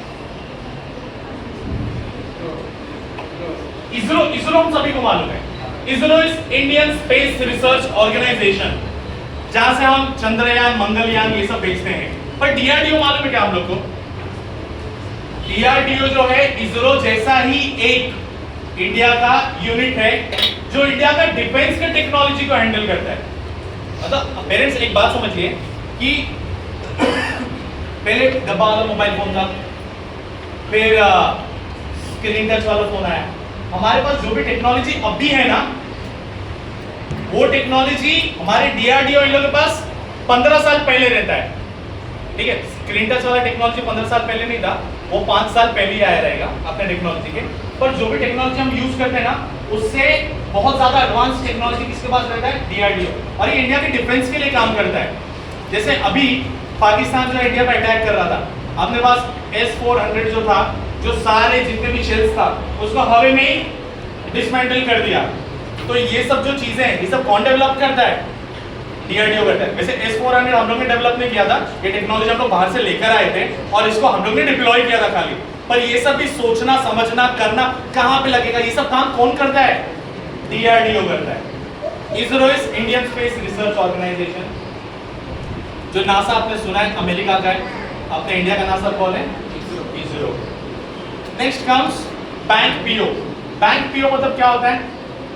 PO मतलब पोस्ट ऑफिस, बराबर? नहीं, मेरे साथ ही लोग करते हैं। मतलब बैंक PO मतलब पोस्ट ऑफिस, तो भी होता है। OTP दोगे? OTP देना ही नहीं, ठीक है मैडम, उसको फोन कर दीजिएगा। ठीक है, bank PO is probationary officer. Now what is probationary officer? कल को मैंने एक बैंक खोला है, मैं चाहता हूं कि यहाँ पे कोई बैंक मैनेजर रहे, तो मैं उठा के ऐसे ही किसी को भी मैनेजर नहीं बना सकता हूं ना। कल को कोई बैंक मैनेजर अगर बनना चाहे तो पहला वो प्रोबेशनरी ऑफिसर बनता है। प्रोबेशनरी ऑफिसर बन के वो किसी बैंक मैनेजर के अंडर पहले सीखता है, काम करता है, फिर जाके जब कहीं पे बैंक खुलता है तो मैं उसको वहां पे क्या बनाता हूं? Bank manager. तो बैंक मैनेजर फूल है, पर फूल का जो कली है उस कली का नाम क्या है? Bank PO। तो इसका अलग से एग्जाम्स होता है बच्चों, ठीक है। And last is professor in state and central universities. इसके अलावा भी ऑप्शंस हैं, यस, और भी ऑप्शंस। आप आर्किटेक्चर कर सकते हैं, आप मर्चेंट नेवी में जा सकते हैं, होटल मैनेजमेंट कर सकते हैं, लॉयर बन जा सकते हैं, एविएशन में जा सकते हैं, पायलट बन सकते हैं, इंटीरियर डिजाइनर बन सकते हैं। पेरेंट्स आए तो आपको ये सब मालूम है। पायलट जो प्लेन उड़ाता है, इंटीरियर डिजाइनर जो घर के अंदर का सब POP इंटीरियर ये सब का काम करता है, hotel management, what can I do for you sir, बराबर। तो होटल में आप जाते हैं तो वहां पे जो स्टाफ रहता है, merchant navy, architect, forensic scientist. Forensic scientist अपना CID देखेंगे आप, उसमें डॉक्टर सालुके था ना, ये लास्ट 15 घंटा पहले मर गए, ये नहीं करते हैं ना, और आप इसको 30 घंटा पहले कैसे लाए? ठीक है, banker, scientist, data scientist, author, ये सारे करियर ऑप्शंस इसके अलावा हमारे पास है। CA, कंपनी सेक्रेटरी, ये सब भी आप कर सकते हैं by taking commerce. I hope parents आप सभी को मैंने सारे ऑप्शंस जो थे अनबायस्ड होकर आपको सारे ऑप्शंस मैंने बताए।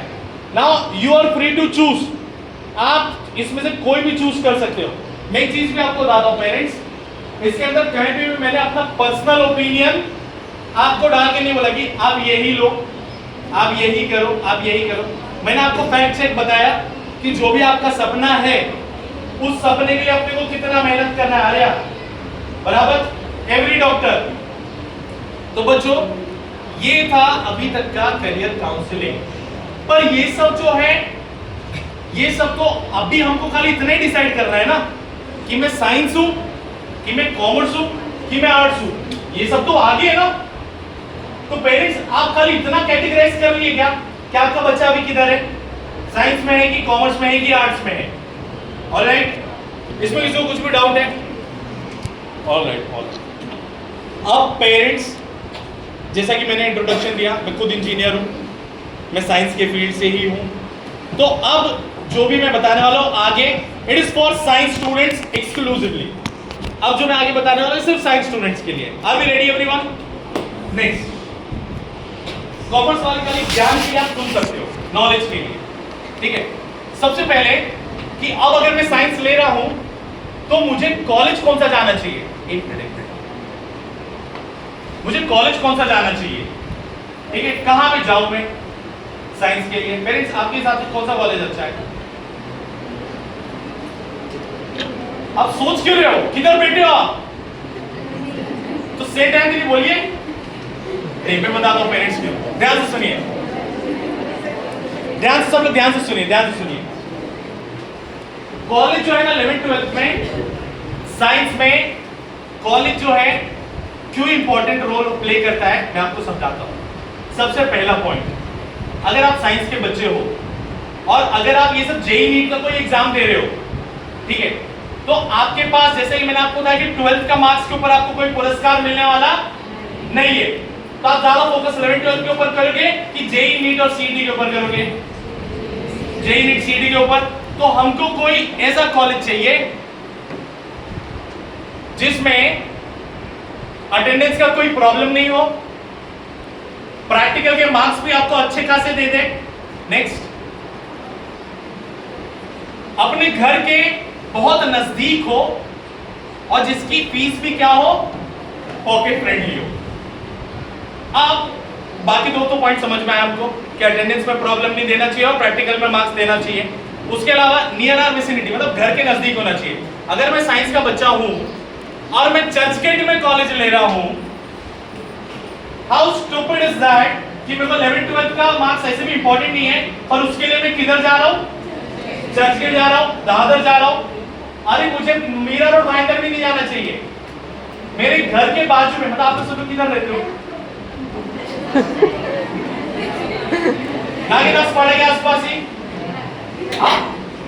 विरार, मैडम मेरे हिसाब से हम लोग जिधर है ना, इधर से नाला सोपारी से ज्यादा नजदीक विरार है, तो आप नजदीक में ही है मैडम। तो सबसे पहली बात, साइंस के जो बच्चे हैं हम लोग के लिए क्या इंपॉर्टेंट है कि कॉलेज ऐसा रहे जो मेरे घर के बगल में रहे, क्योंकि अभी आपको 10वीं का हाथ में मार्कशीट आने वाला है। आपके 10वीं के मार्कशीट एक पिंक कलर का मार्कशीट रहता है, बराबर? आपने देखा है 10वीं का मार्कशीट पहले? उस 10वीं के मार्कशीट के ऊपर स्कूल का नाम नहीं रहता है। तो आप चाहे जिधर से भी पढ़ो, आप 11th 12th में भी जो मार्कशीट मिलेगा ना आपको, उसके ऊपर कॉलेज का नाम नहीं है। तो आपके मन में अगर ऐसा रहेगा ना, मीठी बाई, कड़वी बाई, किसी का नाम नहीं आता है, वर्तक पढ़ो, दीवा पढ़ो, कहीं भी पढ़ो, आपके मार्कशीट के ऊपर नाम नहीं आने वाला है। तो एक बात बताओ, आप 40-40, 50-50 हज़ार कॉलेज का फीस भी भरोगे, पर डे का ट्रैवलिंग का आप समझिए 200 रुपये आप दोगे ही। अगर 300 दिन भी गए तो भी 60,000 एक साल का, 2 साल का 1,20,000 आपने कॉलेज में स्पेंड किया, और 50-50 हज़ार कॉलेज का फीस, मान लीजिए 40-40 भी हज़ार, तो भी 80,000 कॉलेज का फीस, 1,20,000 आपका अप डाउन ट्रैवलिंग, 2 लाख रुपये आपने कॉलेज के लिए भरा। उसके अलावा आप क्लासेस की फीस भरोगे, है ना? क्लासेस की फीस आज की तारीख में साइंस का 1,00,000-1,25,000 रुपया तो है ही, मतलब 3.5 लाख रुपया आपने 2 साल में स्पेंड किया, और उसमें भी नीट से ही नहीं निकला। क्यों? क्योंकि ट्रेन में धक्का खा रहा था। मतलब इतना पैसा डाल के। अब मैं आपको ध्यान से एक बात बताता हूँ पेरेंट्स, ध्यान से सुनिएगा। 0 wastage of time in travelling. मुझे ऐसा कॉलेज चुनना बहुत जरूरी है, एंड आपके लिए दैट इज सेंट एंथनीज, क्योंकि ये आपके घर के एकदम बगल में है, ठीक है? तो इट इज योर चॉइस। आपके पास 2 ऑप्शन है, आप रेगुलर कॉलेज के लिए भी ऑप्ट कर सकते हैं, आप इंटीग्रेटेड के लिए भी ऑप्ट कर सकते हैं, that is up to you. Integrated में क्या होता है कि आप अपना पूरा पढ़ाई JEE NEET CET focus classes में करोगे, एंड कॉलेज का आपको ट्रैवलिंग जो है आप उसको नेगेट कर सकते हो। इससे आपके एंट्रेंस में मार्क्स बढ़ने के चांसेस क्या हो जाएंगे? ज्यादा हो जाएंगे। एंड पॉकेट फ्रेंडली, तो यहाँ की फीस लेस देन 30,000 है parents per year, which is super affordable. वही आप मुंबई में चले जाओ, इन्हीं कोर्सेज का फीस कितना है 40, 45, 50,000। समझ में आ रहा है?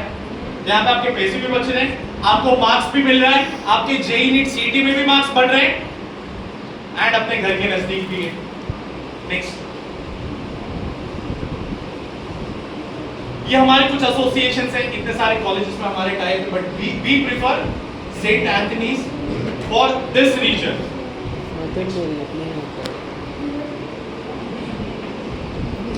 अब एक छोटा सा introduction about who are we, हम लोग कौन हैं।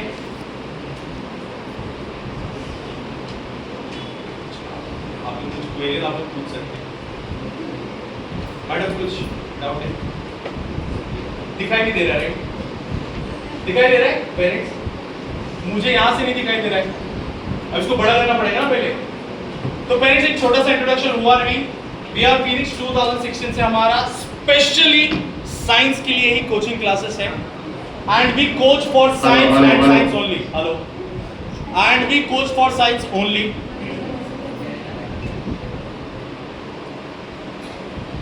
ईयर 2022 में महाराष्ट्र का जो स्टेट बोर्ड का जो टॉपर था, that was from our classes, that is शार्टन पिंटो। आप गूगल पे जाके सर्च कर सकते हैं, ठीक है। एंड हमारा जो टीम है इट कंप्राइजेस ऑफ 18+ टीचर्स, जहाँ पे एक्चुअल डॉक्टर्स, टीचर्स, IITians, इन लोग सब लोग यहाँ पे लेक्चर्स लेते हैं, ठीक है। इनफैक्ट इस साल का जो 2025 के जो टॉप 3 रिजल्ट्स है, उसमें से Sejal Verma and Rupam Ghosh 2nd and 3rd rank Saint Anthony के आर फ्रॉम फीनिक्स। ऑल्सो आपके ही बैच में से आई गेस 2 बच्चियां हैं जो अभी 10th का एग्जाम, आप ही लोग का जो बैच है 10th का exam, one is Divya Tandel and one more, उसके कोई फ्रेंड, 2 ये लोग ने ऑलरेडी एडमिशन सिक्योर कर भी लिया है for science. And from 1st अप्रैल हमारे बैचेस चालू भी हो रहे हैं। आपके लिए जो मैं गिफ्ट लाया हूं, that gift is next,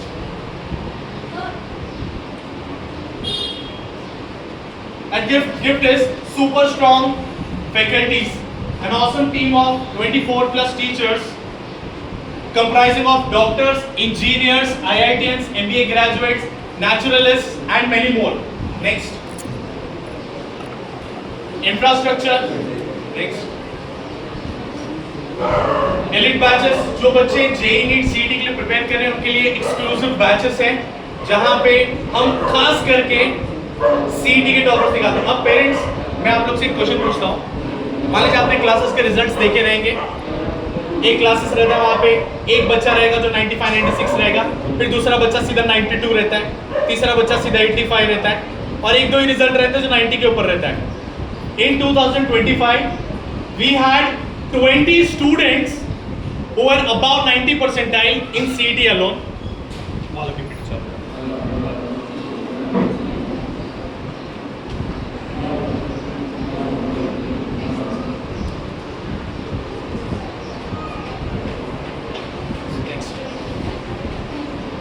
friends, एक छोटा सा इंट्रोडक्शन बैक, एक छोटा सा introduction.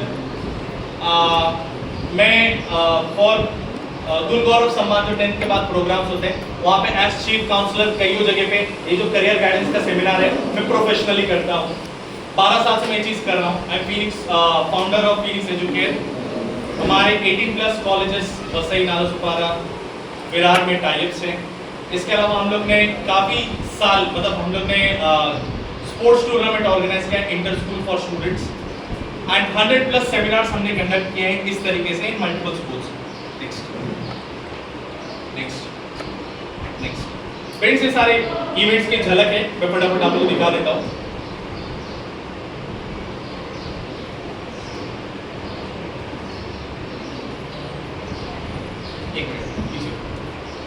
Parents, this is our strength. आपके कॉलेज में आई गेस 236 स्टूडेंट्स हैं, बट हमारे क्लास में अलोन वी हैव 256 का batches of 11-12 science.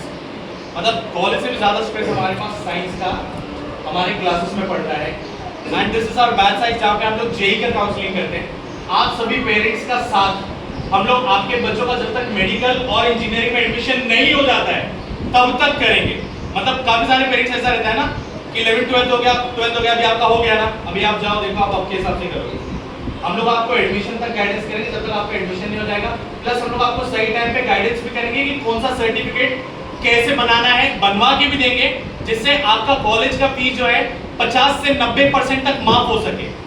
Next next next next parents, ये सब प्रोग्राम्स है जो हम लोग मल्टीपल स्कूल्स में करते हैं। ये आपके बच्चों के लिए ये रोबोटिक्स के सेशन से पेरेंट्स जो हम ऑर्गेनाइज कर रहे हैं आपके बच्चों के लिए, जो फ्री गिफ्ट जो मैं आपको बोल रहा हूँ, ध्यान से सुनिएगा।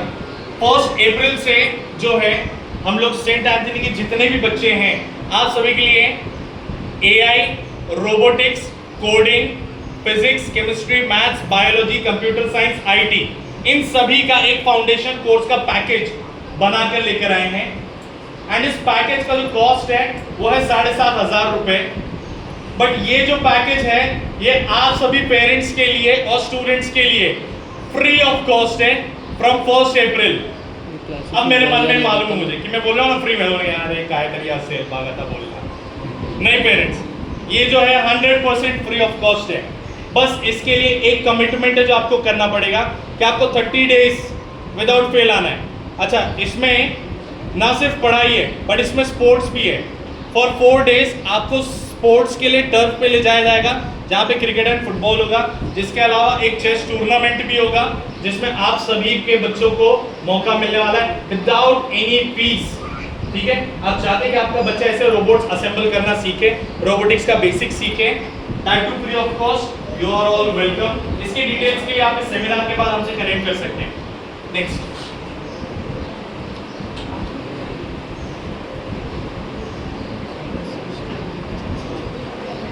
इस तरीके से सारे प्रोग्राम्स ओवर द ईयर हम लोग करते हैं।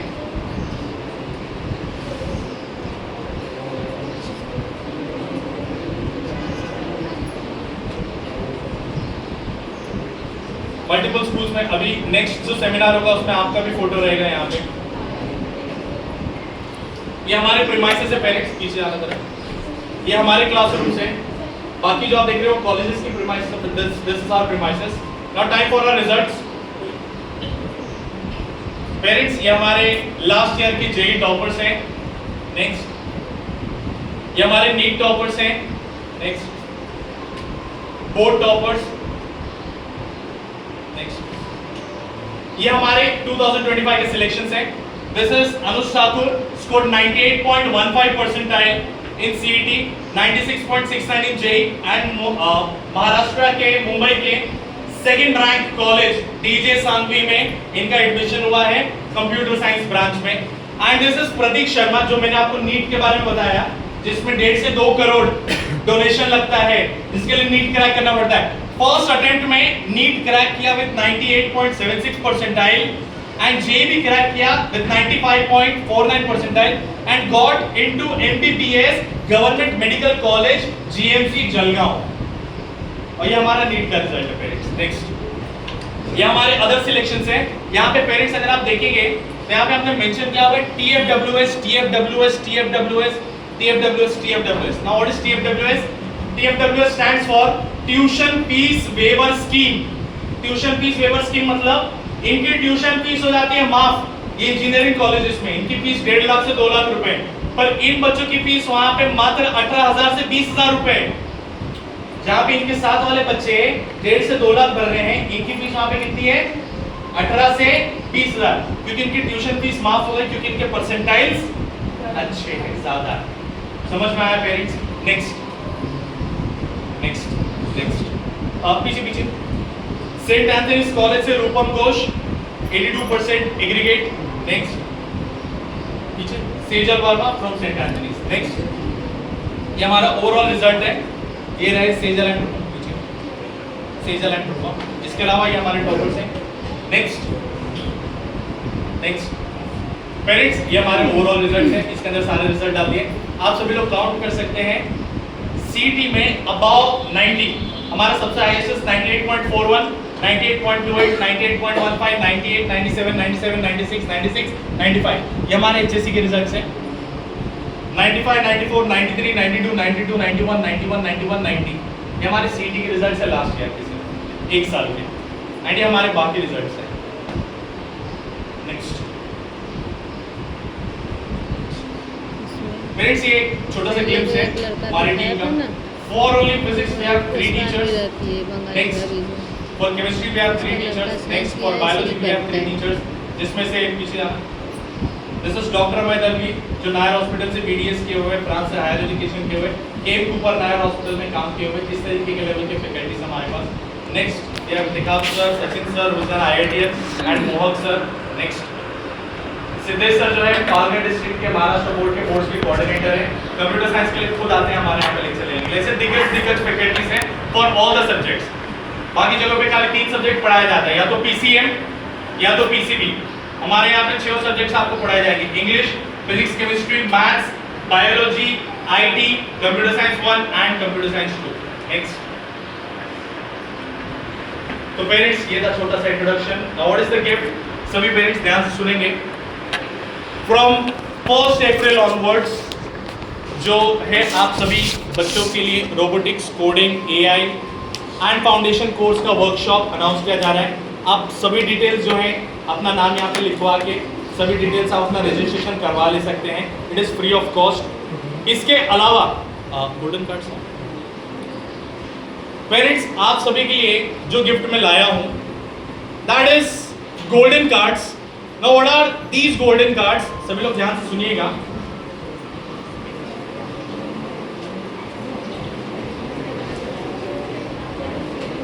एवर्शन, ये अपना वहाँ पे वो एवर्शन का जिम है ना। करेगा तो कर। पेरेंट्स ये जो गोल्डन कार्ड है इसमें एक्चुअल गोल्ड नहीं है, ठीक है। Now what happens in this golden card is ये कार्ड जो है ये एक बेल्ट है जो आप एक खरीदोगे। ध्यान से समझिएगा क्यों। आपके बच्चे को 7,500 का एक कोर्स मिलने वाला है, that too free of cost. और ठीक है, उसके लिए आपको गोल्डन कार्ड खरीदने की कोई जरूरत नहीं है, that is free of cost and that is my promise कि उसके ऊपर 1 भी रुपए का चार्ज आपको आने वाला नहीं है। But what is this golden card? This golden card अगर आप आज के तारीख में जितने भी बच्चे साइंस लेने वाले हैं, अगर आप इस कार्ड को आज खरीद के अपना नाम यहाँ पे रजिस्टर करवाते हैं तो इस कार्ड की जो वैल्यू है दैट इज 25,000। मतलब आने वाले समय में फॉर 11-12 साइंस आपको हमारे कोचिंग में 25,000 रुपीज का फ्लैट डिस्काउंट मिलेगा। No questions asked, no terms condition, no percentage criteria. आप चाहे 60% वाले बच्चे रहो, चाहे 90% वाले बच्चे रहो, अगर आप एक गोल्डन कार्ड लेकर आते हो क्लास में, मैं रहूं कि नहीं रहूं, मेरी टीम रहे, आपको खाली एक गोल्डन कार्ड वहां पे सामने प्रेजेंट करना है। हर एक गोल्डन कार्ड के ऊपर एक यूनिक नंबर है जिससे हमको मालूम पड़ जाएगा कि आपको ये कार्ड कहाँ पे मिला है। अच्छा, जैसे आप सबमिट करोगे आपको 25,000 का इंस्टेंट डिस्काउंट मिलेगा, नो क्वेश्चंस आस्क्ड। आपके हिसाब से इस कार्ड की वैल्यू कितनी होनी चाहिए पेरेंट्स?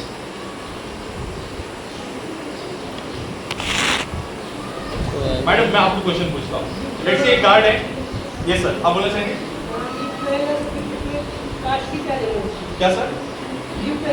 नहीं नहीं, गिफ्ट तो सर वो है, वो जो मैं आपको जो एआई रोबोटिक्स सेशन ये सब दे रहा हूँ ना, वो फ्री ऑफ कॉस्ट है और वो 1 महीने के लिए रहेगा और उसके लिए आपको एडमिशन लेने की कोई जरूरत नहीं है। That is free of cost and वो हर एक बच्चे को मिलेगा ही, ठीक है। उसके लिए आपको रजिस्टर करना है। This golden card is for science students exclusively and this is a special offer क्योंकि 10th स्टैंडर्ड का रिजल्ट आने के लिए भी टाइम है। जो बच्चे 10th स्टैंडर्ड का रिजल्ट का वेट करेंगे, उसके बाद कॉलेज एडमिशन लेंगे, उसके बाद जो है सीट अपना कंफर्म करेंगे, उन बच्चों के लिए जो रेगुलर फीस है वही रहने वाली है। बट आप में से जितने बच्चे एडवांस बुकिंग करते हैं अपनी सीट की, विद दिस कार्ड आपको मिलेगा कितने का डिस्काउंट? 25,000 का discount. This card is worth 25,000 but इसको हम लोग आज लॉन्च कर रहे हैं at a price point of just 399 rupees. मतलब आपको 399 पे करके ये कार्ड खरीदना है। इससे 2 फायदा होगा, आपने साइंस के लिए अपना सीट भी कंफर्म कर लिया है एंड जब आप एडमिशन के लिए आएंगे तब आपको कितने का डिस्काउंट मिलेगा? इससे कितने का डिस्काउंट मिलेगा पेरेंट्स? 25,000। तो आप अपना जब नाम लिखवाएंगे तो आप गोल्डन कार्ड के लिए भी एनरोल कर सकते हो एंड मैं हाईली रिकमेंड करूंगा एआई रोबोटिक्स, इसके लिए तो सारे पेरेंट्स एनरोल करेंगे। इसके अलावा जो हमने करियर काउंसलिंग किया है पेरेंट्स, उसमें किसी को कुछ भी डाउट है तो Q&A सेशन इज ऑन। आपको कुछ भी डाउट है तो आप अपना हाथ उठा सकते हैं, मैं आपको चांस दूंगा, आप अपना क्वेश्चन पूछ सकते हैं। लेगा क्या कर लेगा क्या लेगा क्या करोगे मैडम आपने अपना करियर चॉइस किए, डिस्कस करेंगे। ओके बच्चों, पेरेंट्स, आप में से किसी को कुछ भी डाउट है?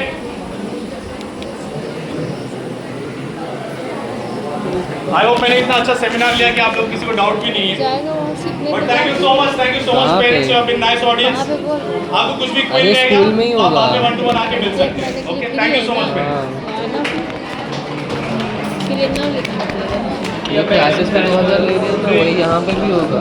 I request you all Rana. for last 2 minutes of silence as we end this session. Further, your choice. You got a very good backup for what to do after 10th standard. A clear picture of arts, commerce, and science. Before I end up this session, I would like to deliver a vote of thanks. Dear parents and students, and our distinguished guest speaker, Mr. Manjeet Singh. On behalf of our management, staff and students, I extend our heartfelt gratitude to each one of you for making today's career counseling seminar a resounding success. A special vote of thanks to Mr. Manjeet Singh for his inspiring session filled with practical insight and guidance that will shape the future of our students. Your expertise and dedications have truly ignited dreams and opened new pathways. We also thank this entire team for their seamless support and coordination. To our parents, thanking you for sparing your precious time and encouraging your children to attend this seminar. And to our students, your enthusiastic participation made this event truly memorable. Let us all carry forward the wisdom shared today. Once again, thank you. Anybody doubts? Queries, you all can meet them. Rest you are free to move. Sir आपका card होगा Start करें क्यों?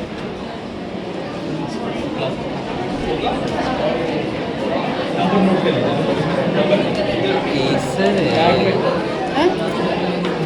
अरे Acer company का laptop है, 1.5 लाख का laptop है ये 1.5 लाख का है। कार्ड लेगा क्या वो फाउंडेशन कोर्स, फाउंडेशन का है, फाउंडेशन। करना है तो फिर ले ले करना है ना हाँ वो तो लिखाऊंगा नाम में।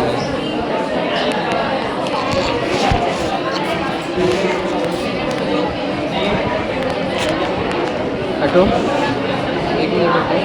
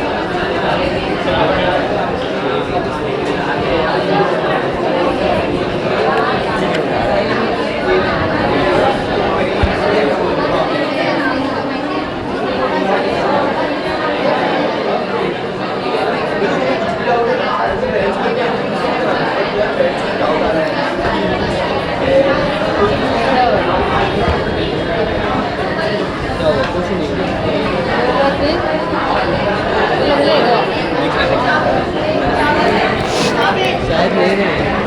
गोल्डन कार्ड के लिए क्या बोलते अरे अगर आपको इनकी क्लासेस में ही यदि एडमिशन लेने का है ना तो वो कार्ड लेना इनका है। क्लासेस कहाँ है अपने यहाँ भी है, कौन सा है अपने यहाँ कहीं तो है वो शायद नहीं। कौन सा सब्जेक्ट का पढ़ाते हैं खाली साइड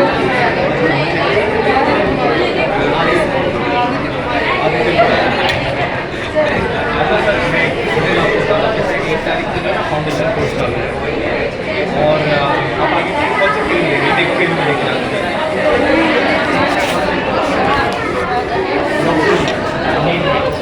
बस बोल रहे साइंस ही ले क्या बोल रहे ये बाद में अगर कुछ दिमाग में चला कि तो इसमें नहीं जा सकता है और साइंस करके कॉमर्स में वापस आ सकता है बोला ना मेहनत से मत भाग बाद में बहुत पछताएगा अरे वो अलग बोल रहे जरूरी नहीं हैं। एक नौकरी है तब अगर कार्ड चाहिए तो बोल मेरेगा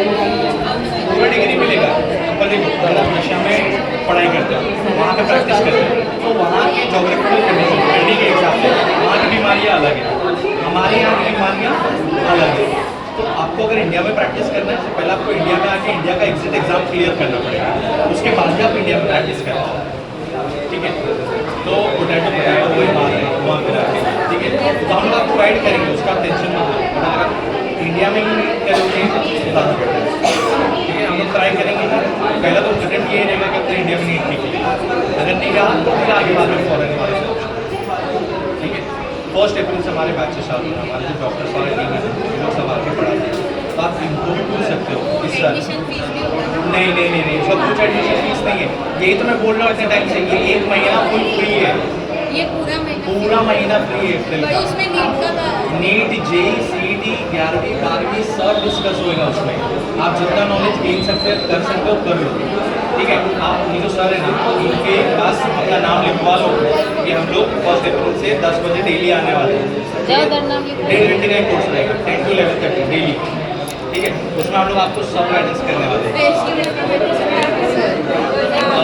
इधर नहीं बैठो वाला एड्रेस पहला वाला एड्रेस हाँ ये पहला वाला ये बस डेपो मालूम है आपको वेस्ट का बस डेपो के राइट में जो बिल्डिंग है ना पहला बिल्डिंग जैसे आप ईस्ट वेस्ट में उतरे ना तो सबसे पहला बिल्डिंग है उसमें पहले माले पे फर्स्ट फ्लोर ठीक है 1 महीना फुल फ्री ऑफ कॉस्ट पूछ लेता हूँ ना यश इन लोगों बच्चों का नाम लिख लो एंड इनका आप लोग सब लोग नीट वाले हो आप लोग दो नीट वाले हो बाकी आप लोग इंजीनियरिंग कल PCM है इंटीग्रेटेड इंटीग्रेटेड में कॉलेज बताओगे ना कॉलेज और किसमें लिखना है यहाँ पे नाम क्योंकि नीट में जो सेकेंड ऑप्शन आपने बताया नाम लिखाया कितना नंबर बुक आपका है चाहिए क्या उनको सब नंबर आपको बताएंगे मैडम दूसरे जो हाँ BDS ना नहीं वो सब हम लोग कट ऑफ आपको बताएंगे सब सेकेंड में नीट के लिए कितना नंबर जरूरी है सेकेंड ऑप्शन BDS के लिए 350 to 400 के अराउंड DAMS के लिए 290 DHMS के लिए 200 से 250 के बीच में नीट का एग्जाम का नहीं एपीबी के लिए ना नीट के एग्जाम का नंबर कितना 550 500 से 550 के बीच हाँ वही 5 हाँ मेरे पास इंटीग्रेटेड कॉलेजेस हैं हाँ मेरे पास इंटीग्रेटेड कॉलेजेस सारे हैं और उनको तो रेगुलर है वो भी कम है ओके समझ गए मेरे पास लेस देन 20,000 वाले कॉलेजेस हैं बट वो में आप इधर नहीं उठा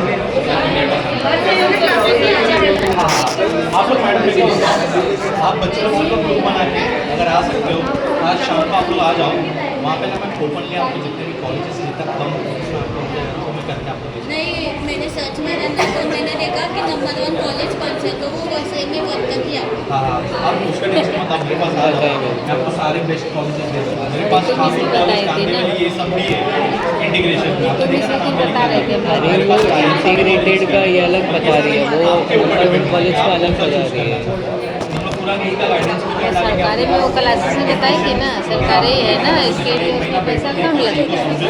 अच्छा लगेगा, उसके बाद में मैं आपको कर सकता हूँ। 1 अप्रैल से 10 बजे डेली। अब ये रात को ये सर बोलेगा कि सर हम अप्रैल में तो जाने वाले, तो 15 दिन के बाद अप्रैल में कभी जाने का गवर्नमेंट 16 ना 16 को ना, तो आप जितना दिन है उतना दिन बैठ जाएंगे, लास्ट में आके वापस आएंगे तो भी चलेगा। अभी ये सर मैं क्या बोल रहा हूँ, अगर आपको डाउट्स और क्वेरीज है, अगर आपको पूरा नीट का क्लियर करना है, PCM का क्लियर करना है, आप लोग आज शाम को विजिट करना है। मैं खास आप लोग के लिए आता हूँ क्लास में, आपको पूरा गाइडेंस करके देंगे, ठीक है?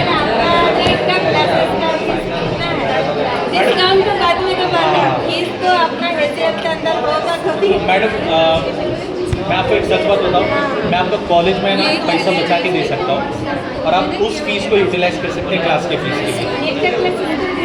कितना पड़ेगा वो मुझे जानना मैडम मैं आपको बताऊँ, हमारा फीस बहुत कम है, हमारा 11वीं का ना सिर्फ 45,000 फीस है 11th का, और ऐसे इतने कम फीस में हमारा ऐसा रिजल्ट है। है। का भी जुड़ के है, ये 12 का नहीं, नीट का जुड़ के मैडम, नीट का भी ज़्यादा फीस नहीं हमारा, नीट का एडिशनल हम लोग 20,000 में फीस लेते हैं, ठीक है? तो आप एक बार आ जाइए, हम लोग ऑन द स्पॉट जितना भी आपके लिए बेस्ट रहेगा ना वो करके दे देंगे। मैडम आप ये बात समझिए कि मैं समझ रहा हूँ कि ये जो अपना एरिया है ना, इस एरिया का क्या स्ट्रेंथ है, तो हम लोग उसी हिसाब से अपना फीस स्ट्रक्चर कभी रखते कभी हैं। टैलेंटेड बच्चों के आगे जा नहीं पाते। हाँ चलेगा मैडम, बस खाली आप ध्यान में रखिएगा।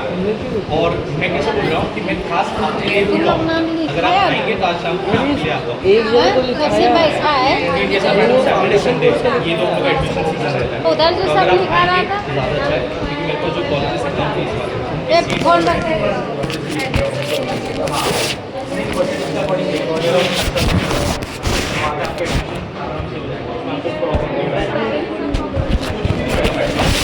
तुम लोग को जाने का है सीख रहे हो, जा रहे हैं कहाँ जा रहे हो? 5 बजे आप लोग आ जाएंगे। तुम तो कंप्यूटर क्लास जाओगे ना? अभी मंडे से जाऊँगा, ये भी जाऊँगा, लोग आ रहे हैं तो मैं भी जाऊँगा। दीदी भी सिखा रहे क्या करने का, जाने का उधर? अभी भी मैंने 5,000 का वो अपना 5,000 का कोर्स किया, 4 महीने। वो कितने टाइम क्या है उसका? टाइम का शाम को मेरा अभी 4 से 5 है और 6 से 7 इधर का है, सुबह का कितने बजे से? 10 से 11 है, एक ही घंटा। 1 घंटा रहता है। अच्छा है ना, फिर जाने का नहीं। मेरे तो बाजू में, इसके लिए आप लोग को बोले जा, हम लोग तो दूर पड़ेगा। बस पकड़ के चले जाने। इधर ही नागिनदास में बस पकड़ोगे, वहीं उतरो। ऑटो से नहीं जाने का। 9 बजे निकलेगा, 9:30 बजे बस है, 7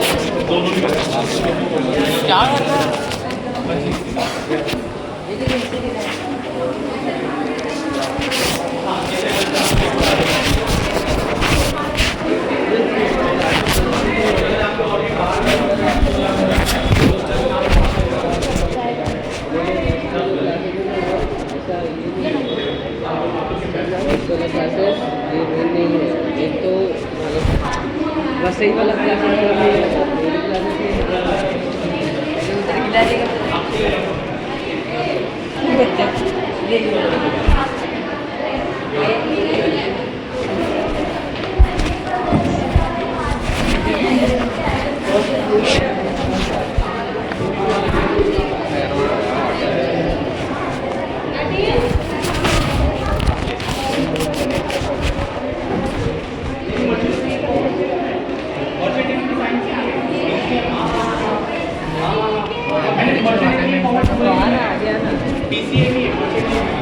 और मल्टीमीडिया के लिए IUCD देना पड़ता है।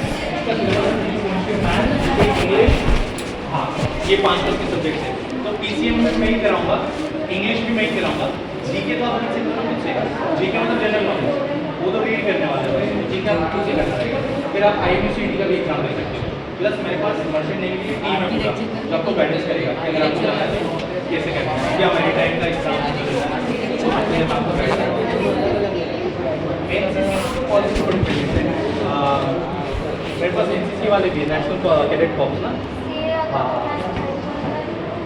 सीए के लिए कॉमर्स है, सीए के लिए कॉमर्स साइंस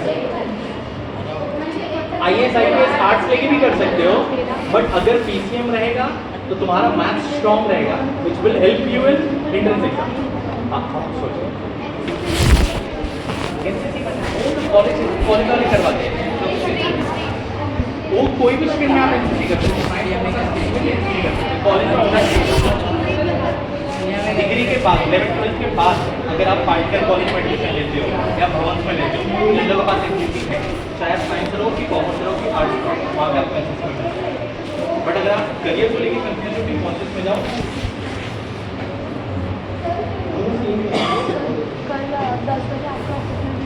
यस यस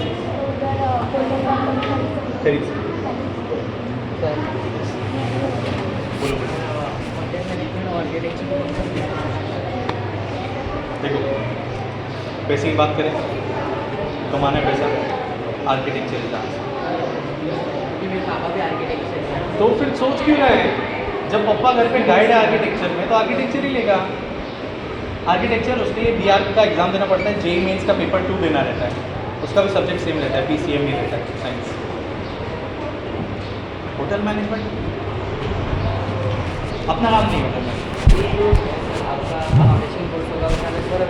तुम्हारा वेस्टर्न होगा 1 अप्रैल से डेली 10 बजे 10 से 11:30, ठीक है। उसका कोई फीस नहीं, कोई चार्जेस नहीं, ट्रीटमेंट ना हो चीज़ को समझो, सब समझ में आएगा, अच्छा लगेगा फिर बात करेंगे, ठीक है। आप लोग एनरोल करा लेना, ठीक है। आ जाओ आपको सुबह 1 तारीख से, ओके।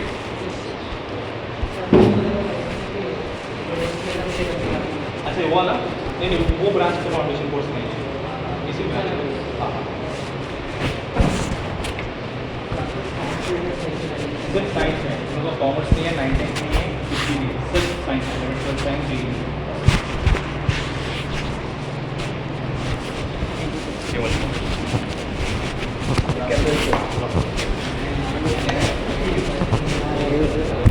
स्टेशन की बाजू जा रहे हैं कहाँ इधर वेस्ट में? हाँ।